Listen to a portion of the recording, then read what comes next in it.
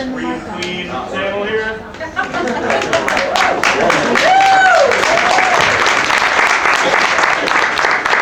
Hope everyone's having a good time. If you guys have a question for anybody, just raise your hand and I'll find you here and we'll go out to you and you can ask anybody here questions. Heather Langenkamp.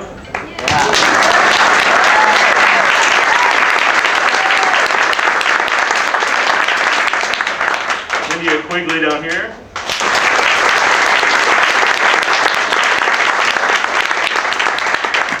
And of course, Scream Queen Marquette.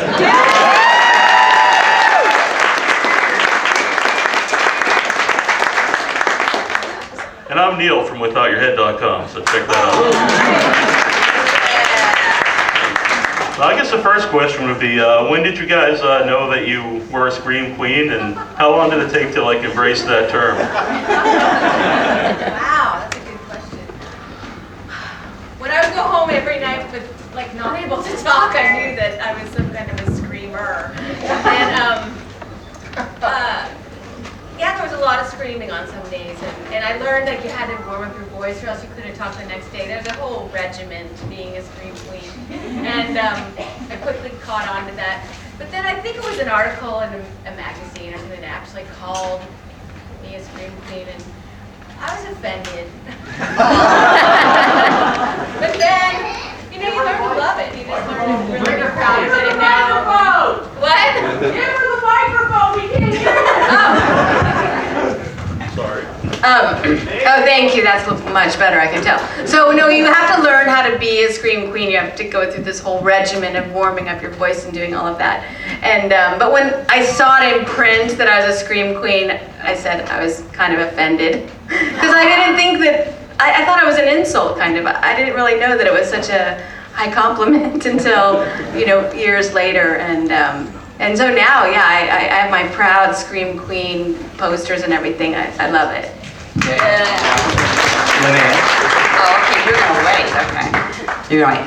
I guess I knew it when it was probably, I think, close to 20 years ago when I was doing a lot of the 80s horror films, and they did an article in Premiere and People magazine and said I was a Scream Queen. Like, I heard it. And I was proud of it because I grew up watching the Scream Queens of the time, and all these like Vincent Price movies. So I was really proud of it and thought it was a cool thing to be. I was like, okay, I'm a Scream Queen, I'm neat.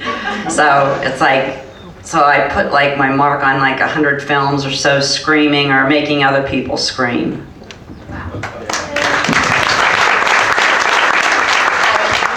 How did I know? Well, I knew when I was 5. So, no, actually, it's like with my Nightmare on Elm Street, most of you probably know they call it the Home on Nightmare on Elm Street. And when it first came out, that like hurt really bad. And there was a lot of stuff on Facebook that was just really nasty. And then there was a lot of good stuff. And then one day I just decided when they came to me from Never Sleep Again, when Heather came and found me down in Mexico. And I started doing this on the circuit, and I just fell in love with it. I love you guys, I have so much fun. And I never really looked at the internet. I didn't know any of this really went on, so it was all new to me. Now I've been all over the world this year. But I knew I was a Scream Queen for real when there's a list of the top 100 Scream Queens in the world. And you're looking at number 2, 3, and 4 right here.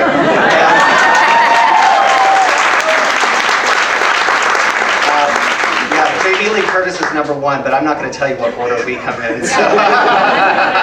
It'll ruin our friendship. Yeah.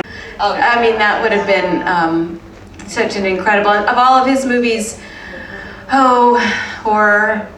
I mean, I guess you'd have to depict Psycho or The Birds. And yeah, so I mean, I think just to be with him in the same room and watch him direct, that would have been, I don't care what character, I would have played anything. Yeah. I don't know, I would have said the same thing. I was thinking the shower scene, only maybe I would have grabbed the knife and flung it back at him. Have a little fight, come on. I don't with Quentin Tarantino might have been fun. I would love to be a character in one of his movies. So let's call him up. How come he hasn't called us? I mean, how come he's never here? What's with him? He's too busy watching movies is what he's doing. He's just afraid of us. He's afraid. And if you have any questions, just come on up here and stand in the line and we'll get right to you. And don't talk on your cell phone, it's kind of rude. Mark, Yes. there's actually a caller for you. Oh my. He has a question for you, Mark. Oh my gosh. Are you busy? Hello. Yes, this is Mark. I'm gonna put you up to the microphone so they can hear you. Okay, hold on a second. Okay, you're there. Hi, my name is Lucas Mark. I'm a huge fan. I just wanted to know, this question really goes to everything I'll ask you. Do you guys ever plan on doing a Nightmare movie in the original franchise? And just by the way, I think you should, because there is no other franchise, if you ask me. Yeah, no, I don't think they're going to ever ask us. So I think they made that perfectly clear, Lucas, at the beginning that that they were just going to bypass us all. I know now they're doing the second one, and they did put a Jesse Walsh in. They were going to skip over the second one totally, but they decided to do it, and a guy from England is playing Jesse Walsh, but he's the first dead guy. So, all right. Did you have any other question? Is that it? You know, I honestly, no. Can I please speak with Heather Langenkamp? I'm a huge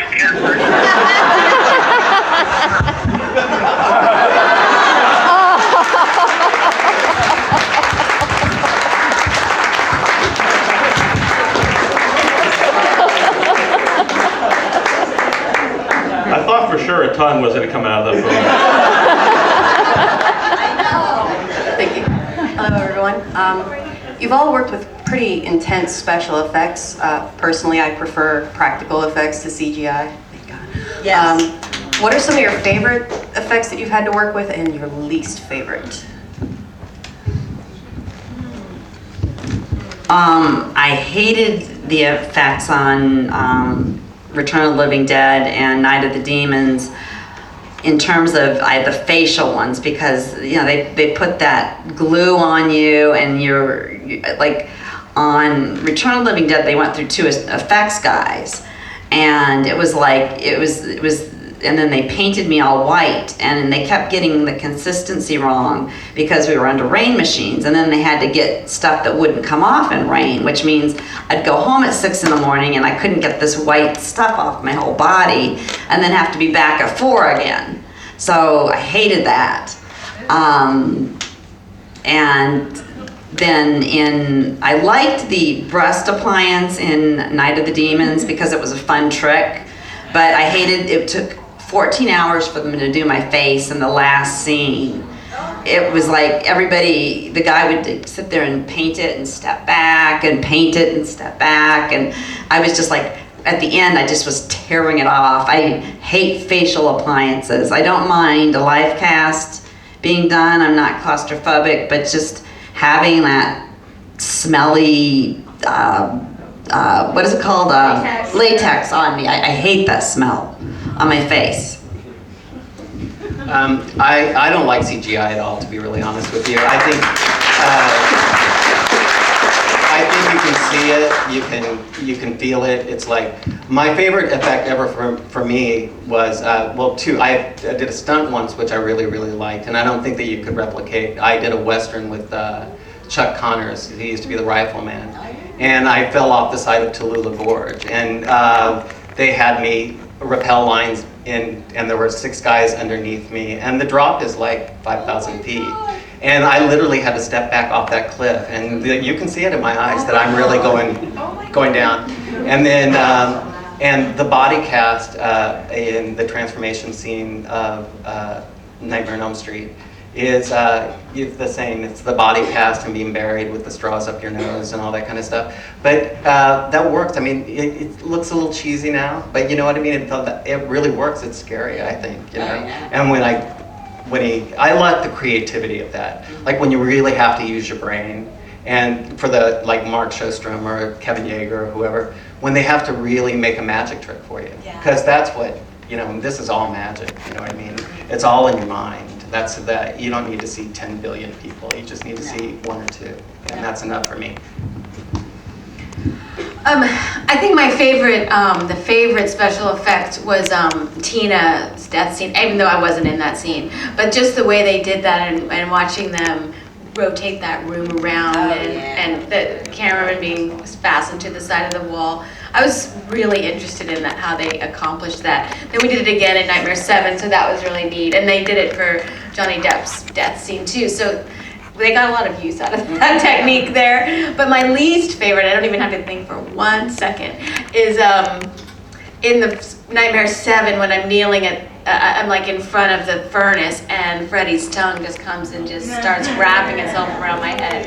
And K and B did that, and Greg Nicotero, who was like a really filthy minded guy.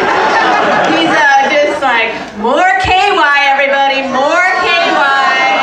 And just like, they thought they were being funny, but I have to say is that when you're in moments like that, you have to do everything you can not to be cracking up because it is ridiculous. So you don't need the special effects guy to be making jokes like that. So it was hard to just kind of stay with it, and I was very humiliated, and I just felt that was a really, I've gone to therapy about that scene. I mean, I really did not like that. Oh my God. Well, because that's the scene that gives you the nightmares. Yeah. That's the scene. Well, I would have appreciated CGI when the fire hose broke my eardrum in Carrie. I would have preferred that because it was just full force, just whacked me right in the ear, and it was unbelievably painful, and I fainted, and that was my swan song on Carrie, which they did keep in the movie, so it's in there that I'm not really dying, but I am fainting. But so that was pretty painful, but it looks good, so that's nice. And in the same movie, I always admired and loved that, you know, at the time Sissy was married, still is married to Jack Fisk, who was the set designer, and she insisted for that last scene where her hand comes up through the earth to be her hand. Brian was just going to have, you know, some fake hand or somebody's hand, and she goes, no, Jack's going to build me a box, and he's going to have oxygen in it. I'm going to get in the box, and you're going to bury the box, and my hand is going to come up through the earth. And she wanted to do that, and I always thought, wow, that's an Academy Award-winning actress right there. And she's just, well, it just always inspired me and amazed me. And she just, you know, she really saw, maybe because she has freckles on her hands and the rest of her body, that she just wanted it to be her hand. But she was very insistent on that, and I always thought that was awesome. So, Yeah, that's a great scene. Thanks for telling me.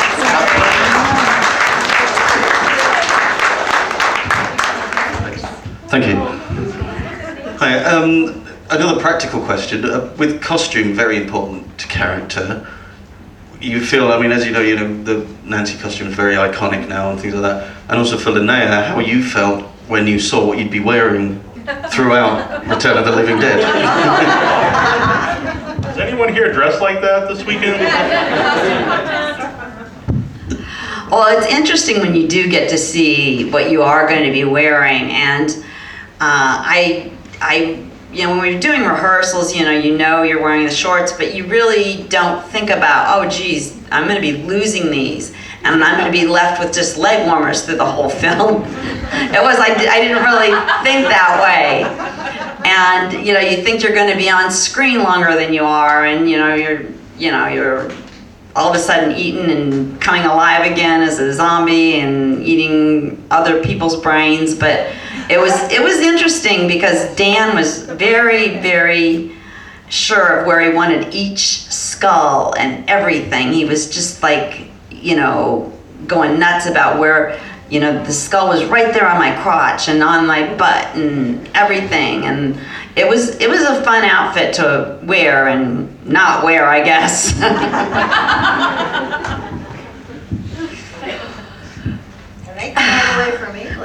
Has anyone, some of you watched the movie last night, and we screened I Am Nancy, which is about Nancy. And one of the lines I say is, sometimes I think if I had had better wardrobe, I would have had a better career. Because, I mean, I say it in total jest. I mean, but the thing is that Hollywood Hollywood, especially now, I mean, it's so driven by these exceptionally beautiful and voluptuous and just gorgeous young women. And back then, it was not part of Wes's worldview to include a girl like that in his movie. That wasn't his message. He wanted her to be simple and homespun and not thinking about all of that. And so sometimes I just wonder, like, what if they put me in the new wardrobe and I had that part? Like, could she have been as believable? Could she have been as earnest? Would people have taken her as seriously? And so it's something I've often thought about. But they've always put Nancy in these kinds of very sweet clothes, like the pink and things like that. And I never really, this is as close to pink as I get, this kind of orangey pink.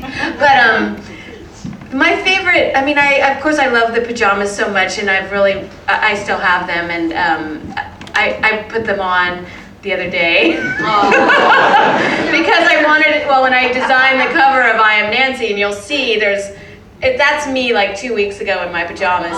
And I designed the cover because I thought of all the things that people would recognize. You have the pajamas, you have the coffee pot, and you have coffee stains and Freddie's sweater. So I tried to put all those elements on the cover of my DVD. So the pajamas, of course, are my favorite, and they always will be, I think. Was it a question for Was it for all of us? Yeah. Yeah, wardrobe. Wardrobe question. Well, I think for sure, totally, my choice of wardrobe in Halloween and also Rock and Roll High School made the character. I was just the model.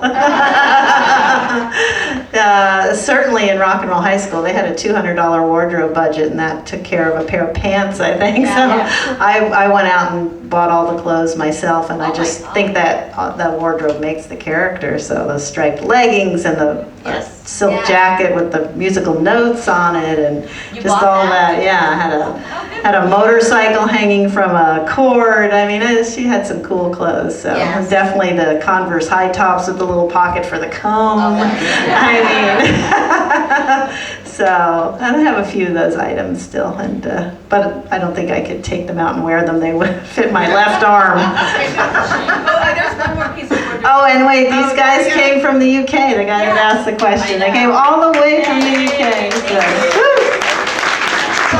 One more wardrobe funny story is that we got all of our clothes on Nightmare at Salvation Army. Pretty much, most of them were, secondhand. And Johnny had a pair of like 28-31 Levi's, and I had a pair of like 28-28s, and they kept getting them mixed up. So one day I'd come, my pants would be long and his would be short, and then one day they'd be right, and I'd be like, I think I have Johnny's jeans today. Oh, sorry, Heather. He was very, he's a very petite, very small guy. Yeah. Well, I was thinking for PJ that it would be her red cap, because that to me is, it's sort of iconic for me. For me, well, because Heather made so much money, I shopped at Fred Siegel for my wardrobe. I did, yes, I did. And I got to keep it all too, which was like really nice. So, but I do think wardrobe is like the most important thing. My favorite costume I ever had is in, and probably most of you have not seen this movie, but is in Jimmy Dean. And I wear a pair of bib overalls. So, and I get raped in this movie. And it's like when they undo the overalls, you don't see me get raped. It's just that suggestion of the whole thing and it falling off of me. Yeah, it falls off you just exactly the right way. Because that's what actors do. Do you know what I mean? It's like you take that thing and you work with it. Because if you don't work with it, it's just a piece of clothing. I mean, if it's just a piece of clothing, whatever. But if it really is going to move your character along, you better know what you're picking, because you're going to be wearing it for a long time. Yeah. One last question here. Hi guys, my name's Chrissy, I'm from Chicago. Nice to see you again. All right, so I have 2 questions. I have a lot of tattoos and I make props and stuff to give to celebrities. What is your favorite fan gift? What is your favorite fan tattoo you've ever seen? I'm right here, Heather. Oh gosh. Oh Oh gosh, I got a real nice class ring from somebody that's around here, and that was a really nice gift. And I also got a piece of jewelry, which I'm wearing, which is a moonstone for creativity and things like that. And I think those were really nice gifts. I think anything that somebody gives you is nice, you know, even a note, you know, some kids, you know, that were watching the sillier movies would give me like, you know, little hand-drawn notebooks and stuff with their stuff in there and pictures. And so I think stuff like that's really cool to get from people. Their personal things that they've made and given you. That I always keep that stuff. I've got a lot of stuff. And was there another part to that? Oh, It was- tattoo. Like, what's Oh. your favorite fan tattoo? Fan tattoo? Oh God. I've seen a lot of the trash Return of the Living Dead tattoos, and I'm always honored when they do that. I'm like shocked that they do it. So, I mean, I've got to say that, you know, that's pretty neat. And I did see a neat one the other day, which was earth, wind, fire, air, and it was written all around so that you could write it any different way. I thought it was really neat. It was the Wiccan way, you know, but it was a really neat tattoo. But the trash ones I've seen are really amazing to me. Well, we see a lot of Freddy's, obviously, and a lot of sleeves and all that kind of stuff. And then the first time I saw myself on somebody's body, it kind of freaked me out. And where was that? Kind of freaked me out too. But yeah, I love tattoos. I have tattoos myself. I just put them in places where you don't really see them unless I'm in a bathing suit. And I don't know why, but I always pick the most difficult part of I have my ribs done. I have across my back is done. Just anywhere there's a major nerve center. And it's like 7 or 8 hour tattoos. But yeah, I love them. I love all that stuff. And as far as the gifts go, you know, I'd be really honest with you. I've only been doing this again for about a year. So this has been the year for me of returning to this type of life. And I just love the things that are made with love. You know what I mean? It's like you can tell when somebody really put their heart and soul into something, and you just have to love it, and you keep it and you put it away. And I have the first fan letter I ever received, which was in Japanese, and the girl sent me $100 for stamps, so I could send her a photo back. And I thought she was like 13, but it turned out she was 24. And then, but I got some gifts here that I really, really loved. And I was, unfortunately, I never got any, and I know Heather feels a little this way too. I never really got any dolls or anything made of me. And, you know, action figures, whatnot. And so we had a competition on my Facebook that, for people to bring action figures and like make them, and people made them. And if you stop by and see me, you'll see a couple of them. And they're amazing. I love what people made. And some of them are mind-boggling how good they are. And I love them, yeah. But my very favorite is I got a little painting that I'm doing a documentary, and it says "There's no Jesse" on it. And it was good wishes for that. And I think that's probably my favorite gift ever. Oh, how sweet. That's nice. Well, my memory isn't that good. So I'm going to talk about the things at this convention that I think are awesome. I have a gentleman over here with a beautiful Nancy cover of Nightmare 1 tattoo that is really, it's so colorful. At first, it's incredibly beautifully done, except how did that white mark under my nose come out? Is it going away? No, I'm just pulling your leg. It's gorgeous, and his tattoo artist is really, really good. And then Deandra, where'd she go? She's behind the thing. She made me the cutest teddy bear that's in Nightmare on Elm Street Nancy pajamas, and then a gray streak on the little bear's hair, fur, and it's so precious. It is so precious. And my favorite tattoos, I mean, there's so few Nancys out there, right? I'm really like getting to love the Freddy tattoos, and some of them are super fantastic. And so, you know, I like the spiritual ones too. There was a guy today who had his kids' names around his neck, and you know, there's just some really great imagination going into tattoos nowadays, and I appreciate, you know, pretty much all of them. So She could be your sister. She could. Yeah. So similar. Aw. Well, I've seen a lot of Michael Myers, of course, too, like Freddy's. But I think the one that really just made me go, oh my gosh, is this really young girl. She was so adorable, but she had a Joey Ramone on her leg. And he was tall and skinny, fit her leg perfectly at the mic singing. And I just thought that was so cute. And she wanted me to sign my autograph, and then she went and had it tattooed and came back and showed me. So I thought that was kind of cool. So that was just very sweet. And then as far as gifts, I've got a lot of really, really nice things.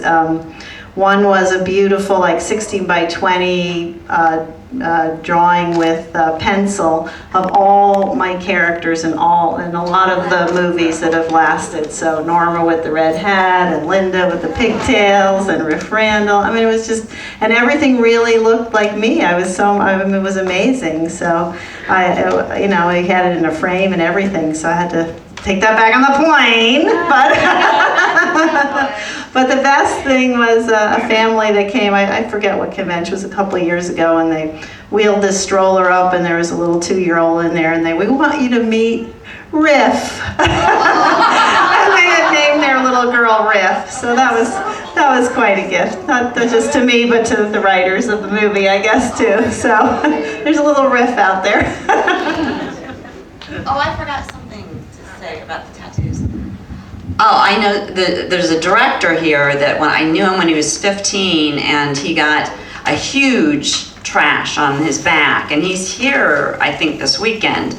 We did Postmortem America 2021 here in, Indiana, and I think it's for sale. It's finally done. I haven't seen it yet or anything, but I had to sign it, and I was so nervous signing it. But that's the first huge one I ever saw, and he was 15, and I can't tell people's ages or anything, but he's older now, older than he was. So, and he's directing and everything, so that's good.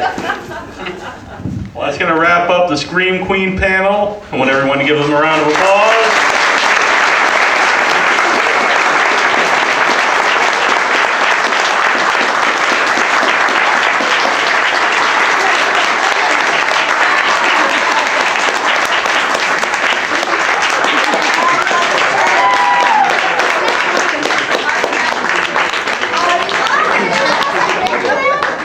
Make sure you go to everyone's booth and pick up a shirt or a picture, and there's also a Without Your Head booth out there.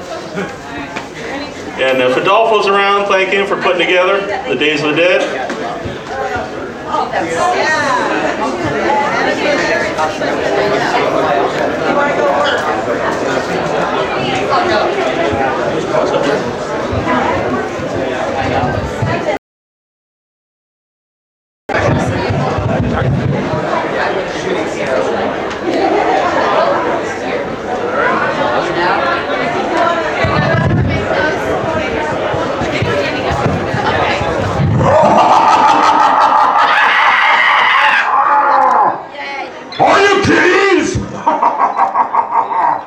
Well, what do we have here?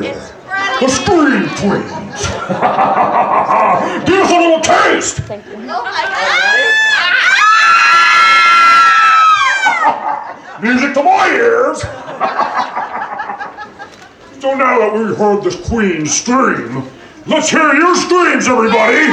Ready on the count of 3. 1, 2, 3. Beautiful. We all scream. Come on, one more time. 1, 2, 3.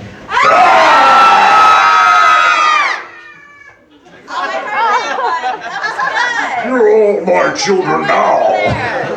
She outscreamed them all, I think. She did. I know, we're gonna have to watch out for her. Right.